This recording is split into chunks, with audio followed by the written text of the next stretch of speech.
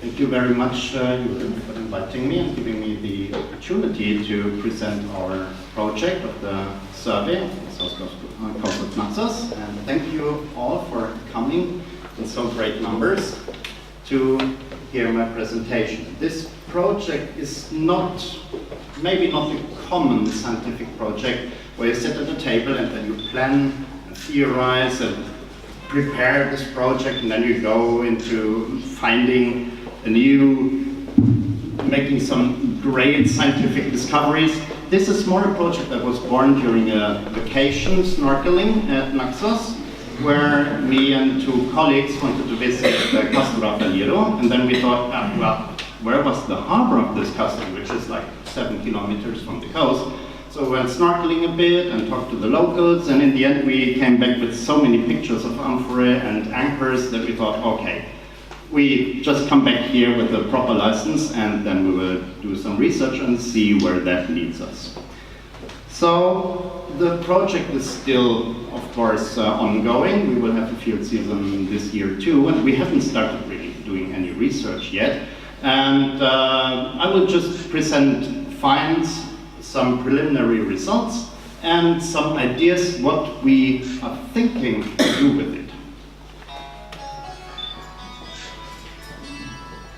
This project is, what I present you tonight is of course not entirely mine. This is research results made by many collaborators from different institutions. Particularly it's the Norwegian Institute at Athens that is administrating this project, and then the Amphorae for underwater antiquities and the Norwegian Maritime Museum.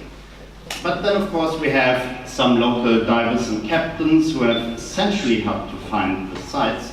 We have several Norwegian and Greek archaeologists, we have a ceramic specialist from St. Andrews, we have a climatologist from Stavanger, a geologist from Oslo, and now we will also have some engineers who will accompany us with remotely operated vehicles this year. Naxos is maybe not as known as a diving site as the Red Sea or any other place, even though you might encounter some lockhead turtles or any other impressive great creatures down there once in a while. But if you are looking for wrecks, Naxos is really a good place to go. You can, of course, dive in many World War II wrecks and World War II planes, but you will also find, or at least if you ask the locals and they show it to you, you will find some pretty impressive ancient wrecks somewhere down there, like that one, which is not part of our project actually, with a very happy scuba diver between many ancient amphorae. Naxos is the most fertile and biggest island in the Cyclades. It is divided by a high mountain ridge, roughly from the north to the south, dividing the island into a large part with very fertile plains, a very green part, and then a more rough and dry part to the east. The area that we chose for our survey, and this is of course a little bit dependent of the place of Castor Apellido down here, we chose the southern coast, a stretch of about 20 kilometers of coast from the site of Aliko to Panormos as a limitation for our survey. The island has currently 5 very good harbors, which probably all were used in antiquity already. This is of course the harbor of Moray, Naxos, then the shipping harbor for marble, especially in the Archaic period, Apollonia, and then a site that is known already from ancient sources, Panormos, and there are 2 other harbors currently used, Kalandos and Aliko. And at those sites, we haven't found any trace of harbor use from antiquity, even though we must suppose that they were used. So this is one of the strange things with this survey, that we haven't found any trace of harbor activity at these two sites, even though the harbors are quite excellent. The southern coast was quite densely populated in the Bronze Age, with at least 5 sites, probably some more, along the coast. But that was quite differently later on when, oh, I'm sorry.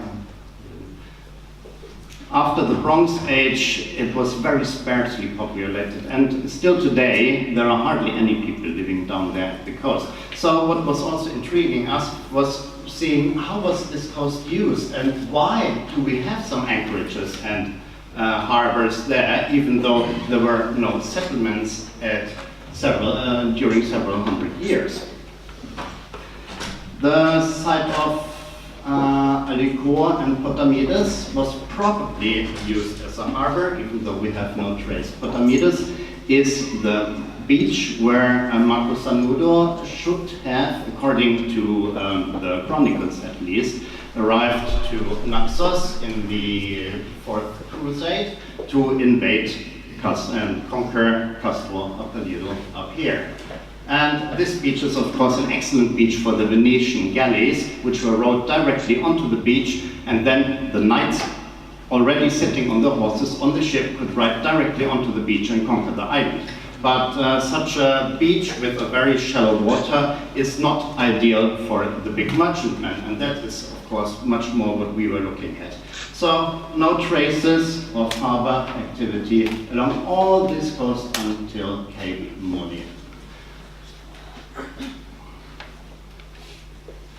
The sites that were used in antiquity or in the Byzantine period are Aliko. We have found pottery on land, nothing in the water, but unfortunately everything that should have remained of the settlements there has disappeared under these hotel ruins, and nothing is to see anymore, so we don't really know when it was in use and what was the extent of its usage. Then, of course, Castro Appallido, the 7th century fortress and fortified settlement with a lower town. We have heard about that already, which inspired us to go to Naxos in the first place. Then, Hellenistic fortified tower, Pyrgos, Shimado, which later on in the late Roman and Byzantine period developed into an oil production center, and you can see quite a lot of mural remains around the tower, which probably belonged to a monastery site and oil production center. And finally, the area of Panormos, surely most important at the coast down there in antiquity, where we have a large fortified settlement as well, Castro being located on a high hill above Panormos with a great view of the harbor. But we must assume that this fortified settlement was used to protect and to watch over this harbor. But of course, that is only the hinterland of the coast. Our survey was based in the water. We were only looking at sites underwater. Very roughly about our methods, which are pretty crude. Mainly we were starting free diving many kilometers along the coast, and when we found something, we were staying a little longer and trying to take some pictures and taking some GPS coordinates, and then coming back later with scuba diving gear to look at these things in detail. So free diving proved to be an excellent method, at least as far as you can see down or dive down. And then we had a sonar survey with the side scanning sonar.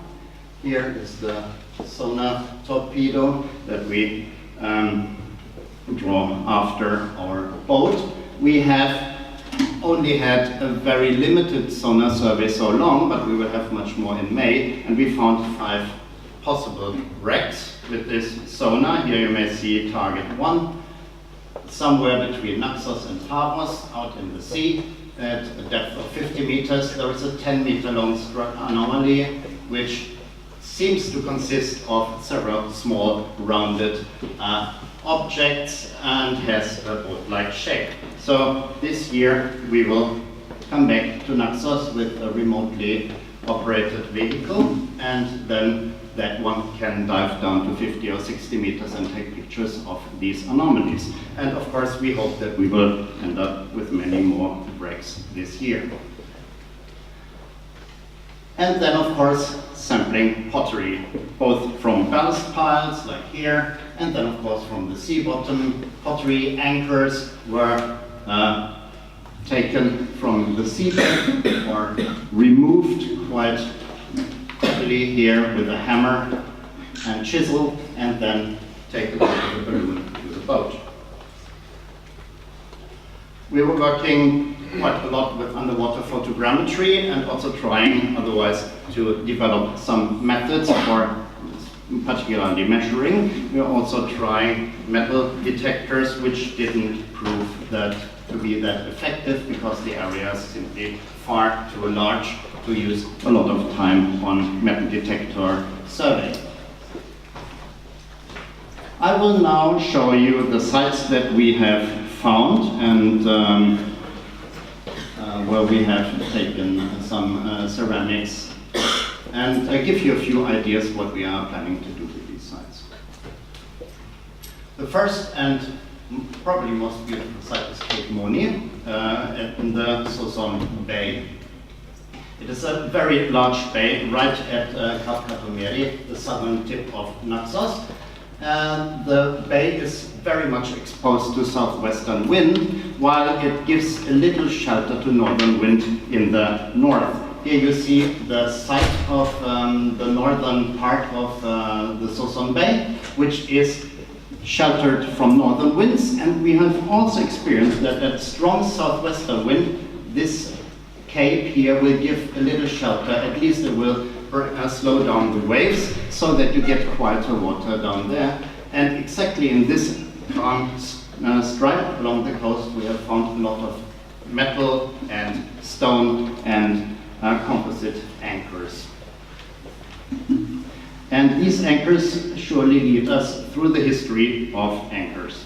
We have also found lots of pottery which prove that at least from the archaic or classical period until the late Roman period we had a lot of activity there. It's mainly transport amphorae for wine and oil, but we have also found a lot of tableware which probably was used by the seamen anchoring there in this bay, and dining, drinking and throwing the garbage into the sea. The stone anchors, which were removed from the seabed and taken to Athens, are both one-holed, two-holed and three-holed anchors. The one-holed, of course, have only one hole for the rope and are simple weight anchors. They hold the boat simply with a weight. You can imagine that an anchor with 33 kilograms can only hold a very small boat in that manner. While the anchors with two holes would have a hole for the rope and another hole for a wooden spike, as reconstructed here in the Museum of Bodrum. And of course, the two and three-holed anchors would have two wooden spikes. So these anchors would give much more hold in the seabed for a boat. The oldest anchor is probably from the late Bronze Age. At least there is a chance that it is, because it has a very close parallel on Crete at Komos from around 1400 BC. Still, we can't be sure about that because these anchors were used for a very, very long time period. I have even seen one of those stones with a hole in a new fishing boat now in Panormus, so they are still used by some people, and you can never be really quite sure that they are that age. The three-holed anchors were invented in the late Bronze Age, and they were certainly used until the Ottoman period. So there it is very difficult to find out their chronology if you don't have an inscription or an incised cross or anything like that. Then we have found a big stone anchor stock. Such an anchor stock was fastened into a wooden anchor and gave weight to this wooden anchor. This is of course not a small ship. We have calculated the volume of this anchor, which is it's 1.69 meters long, and the volume indicates that if it was theoretically made of some medium limestone, it should have had about 150 kilograms. Adding 50 or 100 kilograms to the oak of the anchor, that would make an anchor of 200 or more kilograms, which is, of course, quite a significant weight and could hold a much larger ship. Another anchor nearby, now from the classical period, are two lead pieces. We have examples from the Tektaş wreck in Turkey, here in a reconstruction in Bodrum, and you see that the anchor stock now is made of wood, and there is cast some lead into the anchor stock, giving it the necessary weight. We have found two such lead bars laying directly next, or almost directly next to each other, and probably deriving from exactly such a classical anchor from that time, which was made entirely of wood with some cast lead into the anchor stock. Then we have found several other, I think two iron anchors of the common type, so that as we imagine an anchor should look like. And they are very large, made of iron, and were invented in the Hellenistic or late Republic period, and then used during the imperial period.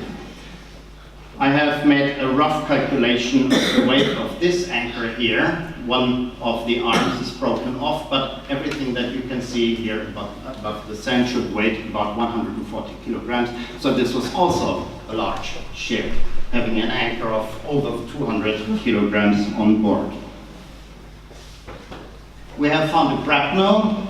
They are extremely scarce in antiquity. They were probably used, but the first find that we have, the oldest find, is from the Asiada wreck from the 7th century AD. From the looks of it, it looks pretty similar to the Asiada grapnel, with the arms sticking out at several heights along the shaft. However, as we know from Norway, these grapnels are made from anything you would find in your house or in around your farm, and they would use any kind of metal and use any kind of form and shape. And indeed, we also found in the Soissons Bay another grapnel, which clearly is made of reinforcement steel, and of course only 50 years old or so. So we can never be sure if this grapnel really is from the Byzantine period, or if it's just some crudely made iron anchor lost much, much later. And then at last we have an anchor which is typical for the mid-Byzantine period. We have very close parallels to that Y-shaped anchor in the Saçalimani wreck in Turkey from the 11th century. And this brings us now really to the time of Castro Apalliro. This anchor was lost during the settlement of Castro Apalliro. These anchors were quite often used in large numbers on these ships because they were lost continuously, and so you needed some 7 or 10 anchors or more, and then you would lose some and you would buy some new somewhere else and sail on. But why do we have this anchorage in Cape Moni? The coast is very rough. It's impossible almost to unload cargo at this site. There are no quays, there are no piers, there is no molo, there is nothing. And even though we could assume that some rowing boats could come, take over some cargo, row it to Ayassos or another beach, and then unload there, it is surprising that we have all these anchors there, that we have so much ceramics, and our theory is quite different. This was just an anchorage where you would stay waiting for better weather. We have a climatologist who is making a fetch analysis of the island of Naxos. Until now we have only a very rough fetch analysis, but we will go more in detail in the course of the year. A fetch analysis means that it is analyzed the distance oversee from the next island. That means how far is the next island from the place that you are looking at, and how much distance is there, how much length is there that the wind can build up the waves, which is important, of course, when the waves are hitting the coast for building a harbor. And on Naxos we have basically two winds. Winds coming from the north and winds coming from the south, especially from the southwest in this part of Naxos down here. At north wind, the fetch is very long in the north of Naxos, but in the south there are short fetches. A long fetch, a long wavelength building up distance has the blue color, while the shortest is white. So there is no problem for the southern coast, but when we look at southwestern wind, it is quite differently. There we have a fetch that is so long that even the blue color didn't hold, so it went green in this analysis, and at southwest wind, the waves and the wind are hitting the southwestern coast quite hard and directly. And we have experienced this ourselves when we tried to land our diving boat in Naxos. It was at some point simply impossible to get in and out of the boat. The waves were so high, the wind was so hard that we had to go to other harbors. And the theory here is that weather can be quite bad for sailing, especially if you have a raw sail or lateen sail, as the ancient ships had, and which were much less maneuverable than ships today. Especially in winter, this southwest wind must have been very hard.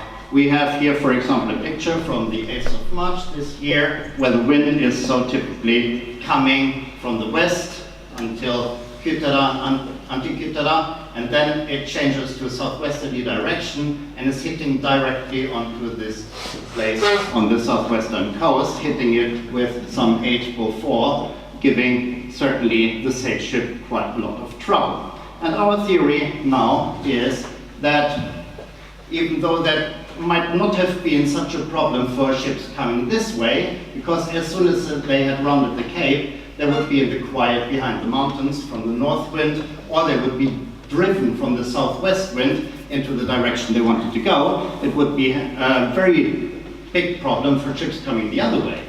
Coming this way, when they came around the Katomeri Cape, they would be hit hard by waves and wind, either from the southwest, or if they wanted to go north, there would be a strong north wind driving them back. So, which direction they wanted to go, they probably would park or anchor first here in the Soson Bay and wait until the wind changed in the favorable direction, and then they would sail on. And why do we have these anchors? That is of course clear. Certainly when the wind changed from north to south, they were anchoring there, and suddenly came the southwest wind they were waiting for, and then they couldn't get the anchor up and were driven on the anchor rope towards the rocks. So if they couldn't get the anchor up fast enough, they had to cut the rope and get away as soon as possible. And that's probably the reason why we have that many anchors there, that they just had to get away as soon as possible and cut the rope, even though such a metal anchor would have been considerable investment that they would lose. The other very important and big site is the harbor of Panormus and the surroundings. This harbor is already known in ancient sources since the 3rd century AD, and we have the very harbor basin, a very, very good natural harbor, which is sheltered from all kinds of winds, south, north, whatever. It is really calm and quiet there during all year. Then we have an out harbor, as we call them in Norway, a waiting place for ships. We don't really understand how that works, but obviously there is so much pottery out there that ships must have been there waiting over a long, long period of time, more than 1,000 years that was in use. Then we have a small settlement property here with a few ballast piles in the Andrios Bay, and we have a reef. And that reef is located directly at the entrance, so to speak, to these two harbors, and that was, of course, a big problem for many ships, as we will see later. Panormos is a natural bay. It was already in use in the Bronze Age. There's a Bronze Age settlement right at the harbor, and then there is the late Roman fortress high above on the hill. It is sheltered from all kinds of winds, and we have pottery and ballast piles from this area all around the bay until around here. You can see a picture both above water and underwater, which gives us an impression of this bay. Underwater you have these huge ballast piles deposited from the ships, and up there you have the fortress guarding this harbor. The ballast piles are all located along the southwestern coast of this bay. There are no ballast piles at all in the other areas, even though it might of course be that some ships were using sand as ballast. In that case, we can't find the ballast anymore because most of the bay is quite sandy. So that would just have disappeared. But we find the stone ballast piles. We have we have measured mapped 15, and then there are several more which were so indefinite that we didn't want to measure them as single ballast piles. In the middle of these ballast piles is a ramp. It's also constructed of ballast rocks. And it's a long ramp, about 30 meters, and it's about half or 1 meter underwater surface. But in the Roman period at least, and certainly in the classical and Hellenistic period, this should have been above water, maybe half a meter above water. Here in this beautiful auto picture, made by Albert Ingia, you can see these ballast piles laying there like pearls on a chain, and in the middle you have this very rough ramp or quay construction, which was probably used for loading and unloading. So we can imagine that the ships were coming in here, they were just dumping the ballast somewhere around this ramp, and then were trying to get to the ramp to get new cargo. Which of course must have caused a problem, as we know from medieval harbors especially, that the ballast dumping was making these bays pretty shallow. And we can also see that in this area here it must eventually have been quite difficult to sail with the larger merchantmen because the water was getting that shallow because of the ballast dumping. And they look like this underwater. Here is the largest ballast pile, which we have sampled and found a lot of late Roman pottery. Then here the underwater landscape, there are a lot of smaller ballast piles here and there, and the ramp underwater. A very shallow, crude ramp, probably built of ballast stones as well. Ballast stones which were deposited over there and then gathered and put on this ramp. The problem is now, what do we do with all these ballast piles? Because there is about no research on ancient ballast piles or Byzantine ballast piles. There are very few articles, and they are mostly interested in isotopic analysis of the stones that were used in the ballast. So we still don't know exactly how to analyze this, but one thing that we did was sampling the ballast piles. 15 of those, taking stone samples, and we will analyze these samples to understand where the ballast comes from. What I can tell already is that most of the stone is volcanic. It's basalt, most probably, and that is certainly not from Naxos. So we can exclude for this bay local cabotage trade. It was certainly overseas trade. And if we look at places where we have volcanic rocks, that is of course the volcanic belt from Egina over Melos, Santorini, Kos, and then we have the whole western coast of Asia Minor, which are the closest volcanic places where this ballast could come from. But it could of course come from much, much further away. Another analysis method that we have thought of is taking photogrammetries of these ballast piles and then measuring the volume and calculating their weight. Here you see one of those photogrammetric 3D models, and when we have a scale next to them we can calculate the volume. and here you see a calculation of 8 of these ballast piles, which is already a little bit strange. The largest ballast pile, of course, is actually not such a problem. Its weight, if we assume that it was completely made of basalt, then it would weigh somewhere around 46.5 tons. That is pretty large. But what is more astonishing is that it also contained a lot of late Roman pottery. And what we often see is ballast contains pottery because people would use pottery on board. They would lose pottery, it would fall into the ballast and then fall into shirts. And so finally you find this ballast full with pottery, which was dumped from the boat.